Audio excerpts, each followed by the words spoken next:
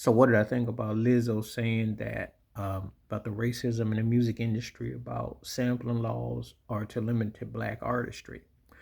I've been said that. I mean, it's obvious blatantly racist. The music industry always been racist. I mean, they label you by your ethnicity, they give a title. I still don't know what country music really means in terms of where how it comes off looking like it do when it's an offshoot of black music. It's an offshoot of the blues, and gospel. If you basically play your guitar, your music out of tune, and you got a twang, that's country music. It's almost out of key. It's amazing how they've manipulated and take things. But let me get on to what she's addressing as far as the sampling. Sampling is one of those things that is kind of like probably like eating extra dessert that you probably shouldn't have, but it was there and you couldn't help yourself. It has allowed the one of the problems I have with sampling is this. It had an impact as far as if you're DJ and you're mixing, understand that to an extent. The problem with sampling is that, and I want to say this, Prince said it best. He said the sampling becomes the sample. You run out of ideas because you're not tuning your brain for creativity. And it has ghettoized and has been institutionalized, systematically used to stifle creativity. What it has also done is falsely trained a whole generation of people that the people who are rapping over these beats and songs are the originators, which they're not. That's the sad part of it in a nutshell, because if you play a groove or song that got sampled, that was a Parliament Funkadelic, Earth, Wind and Fire, Rick James cameo, songs, etc., Roger Zapp, etc., you're thinking people are going to take the time to read the credits. Now we're in a time period where you have Wikipedia, Google, you get all kinds of apps. People don't do that. They go by the beat, they go by the groove. The industry has sold the notion on a falseness of it. Yeah, it's the skill and the art to rap, but let's keep it 100. Where'd you get that beat from? Where'd you get that groove from? See, this is the thing where I have a problem with. The Rolling Stones never gonna have a problem making the cash and tour what they did. But they'll hire players, even though most of the members are no longer here, they wouldn't have had that same luxury. See, when you're sampling, you never see so and so taking so and so and the act not getting acknowledged properly. They've done this on purpose. They've always been creative license for white artists to take black artistry and blow up with it.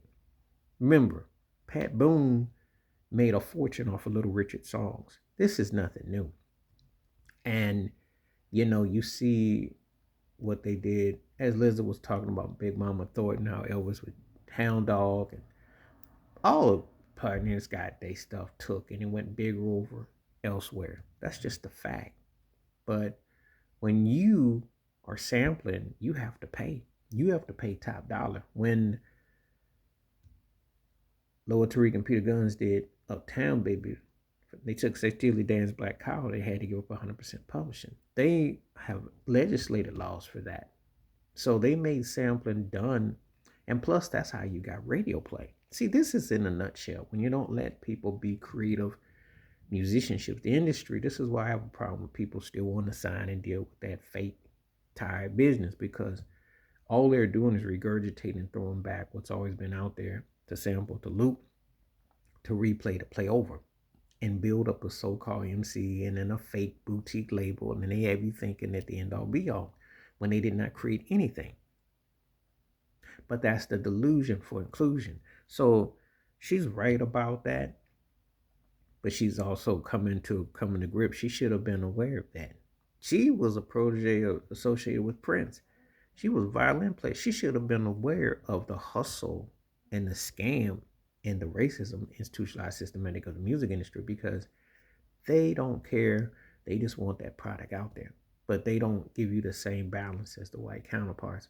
Black artistry being sampling, studio time, the financing, it's all true. Exactly what she was saying. They've always been able to take away from black artistry and build careers.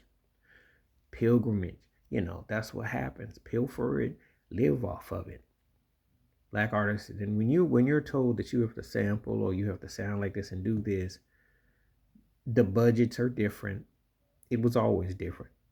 It was like that growing up back in the day. Music was like apartheid. People don't understand how big, like when I always say how big Thriller was, it was apartheid. How segregated black radio, white radio. That's a fact.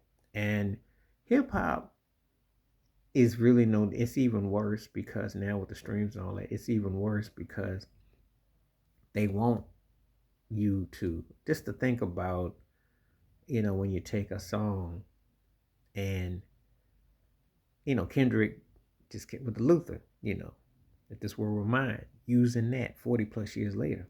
But think about that.